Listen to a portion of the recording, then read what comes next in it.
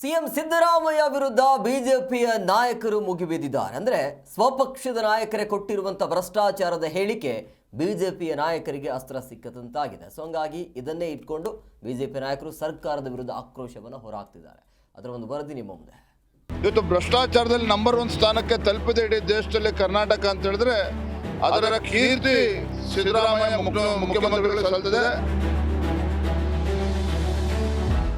ನಿಜವಾಗಿ ಸಿದ್ದರಾಮಯ್ಯನವರಿಗೆ ಮಾನ ಮರ್ಯಾದೆ ಇದ್ದಿದ್ರೆ ಎಐಸಿಸಿ ಅಧಿವೇಶನದಲ್ಲಿ ರಾಜೀನಾಮೆಯನ್ನು ಕೊಟ್ಟು ಬರಬೇಕಾಗಿತ್ತು.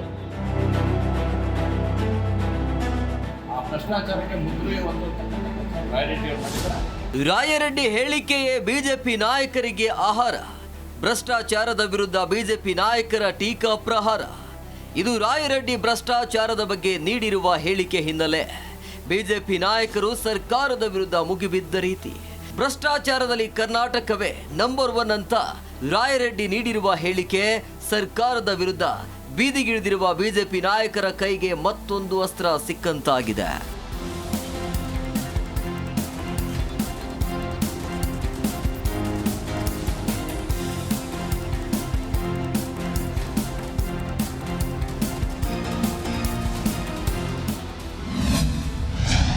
ಸಿಎಂ ವಿರುದ್ಧ ಮುಗಿಬಿದ್ದ ಬಿಜೆಪಿ ನಾಯಕರು.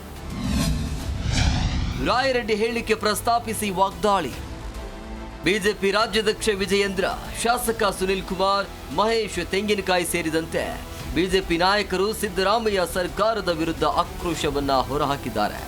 ಬಿಜೆಪಿ ಸರ್ಕಾರದ ವಿರುದ್ಧ 40% ಆರೋಪ ಮಾಡಿದ್ದ ಕಾಂಗ್ರೆಸ್ಗೆ ತಿರುಗೇಟು ಕೊಟ್ಟಿದ್ದಾರೆ. ದಿಟ್ಟವಾಗಿ ನೇರವಾಗಿ ಮಾತನಾಡ್ತಕ್ಕಂಥ ಸ್ವಭಾವ ಬಸವರಾಯ ರೆಡ್ಡಿ ಅವರಿಗಿದೆ. ಪಾಪ ಅವರು ಕೂಡ ವಾಲ್ಮೀಕಿ ಅಭಿವೃದ್ಧಿ ನಿಗಮದ ಹಗರಣ, 100 ಕೋಟಿ ಹಗರಣ, ಮೂಢ ಹಗರಣ, ಬೇರೆ ಬೇರೆ ಇತರ ಹಗರಣಗಳು ಆದ ನಂತರದಲ್ಲಿ ಅವರು ಕೂಡ ಬೇಸತ್ತಿದ್ದಾರೆ. ಅಭಿವೃದ್ಧಿಗೆ ಹಣ ಕೊಡ್ತಾ ಇಲ್ಲ.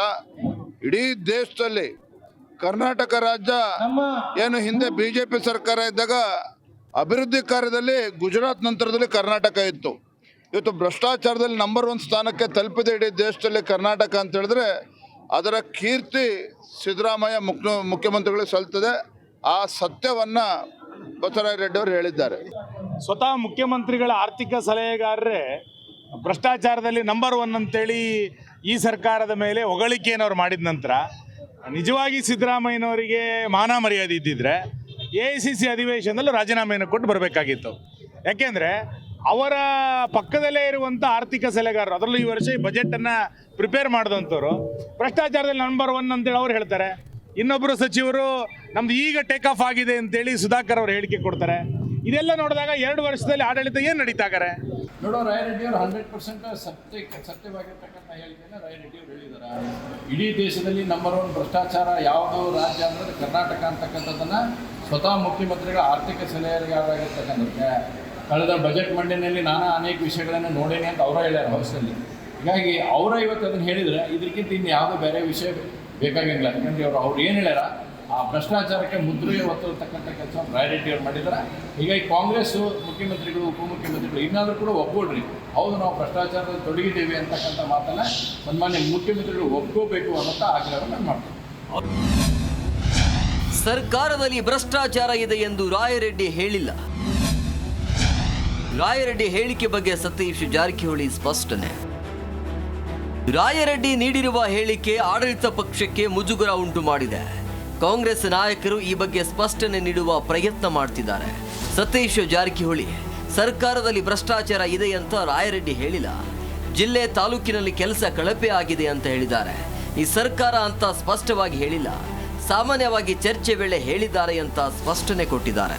ಅವರು ಎಲ್ಲಿ ಕೂಡ ನೇರವಾಗಿ ಹೇಳಿದ್ದನ್ನೇ ಎಲ್ಲಿಯೂ ತಾವು ನೋಡಲಿಕ್ಕಾಗಿಲ್ಲ, ತೋರಿಸ್ಲಿಕ್ಕಾಗಿಲ್ಲ.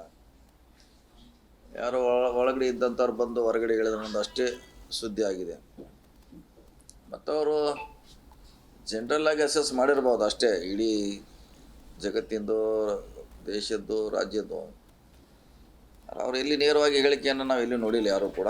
ಸೊ ಅದನ್ನು ನಂಬಲಿಕ್ಕಂತೂ ಆಗೋದಿಲ್ಲ. ಅದೇ ಹೇಳ ಜನರಲ್ ನಾನು ಮುಂಚೆ ಅದನ್ನೇ ಹೇಳಿದ್ಲ, ಜಗತ್ತಿನಲ್ಲಿ, ದೇಶದಲ್ಲಿ, ರಾಜ್ಯದಲ್ಲಿ ಜನರಲ್ ಆಗಿರುವಂಥ ವಿಚಾರ ಹೇಳಿರ್ಬಾರ್ದು ಹೊರತಾಗಿ ಈ ಸರ್ಕಾರ ಪರ್ಟಿಕ್ಯುಲರ್ ಹಿಂಗೆ ಅಂತ ಎಲ್ಲೂ ಹೇಳಿಲ್ಲ. ಸೊ ಹೀಗಾಗಿ ಅದನ್ನು ಚರ್ಚೆ ಮಾಡೋದು ಅವಶ್ಯಕತೆಯೂ ಇಲ್ಲ.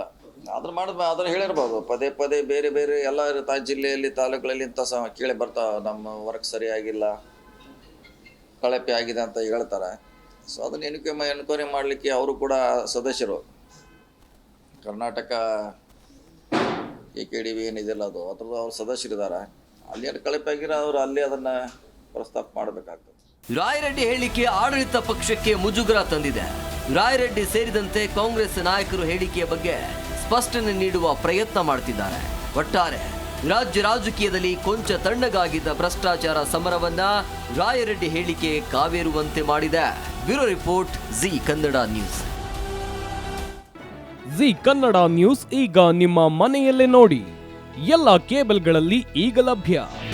ನಿಮ್ಮ ನೆಚ್ಚಿನ ಜಿ ಕನ್ನಡ ನ್ಯೂಸ್ ಈಗ ಸನ್ ಡೈರೆಕ್ಟ್ ನಲ್ಲಿ number 292, Tata play number 1664, Jio TV number 1334, NXT digital number 30, in cable number 30, city networks 51, U digital number 162, GTPL number 17, Rockline telecommunications number 42, Shri Basaveshwara cable number 168, rural cable network 60, Vinayaka digital 57, Abhishek cable 821, city channel 53, Siddeshwara cable network 57, V4 digital Infotech 628, Surya digital networks 53, Gajanan digital number 836, Malnad Infotech private limited number 56, Metrocast number 830, Victory digital number 167ರಲ್ಲಿ ನೋಡಿ ಆನಂದಿಸಿ.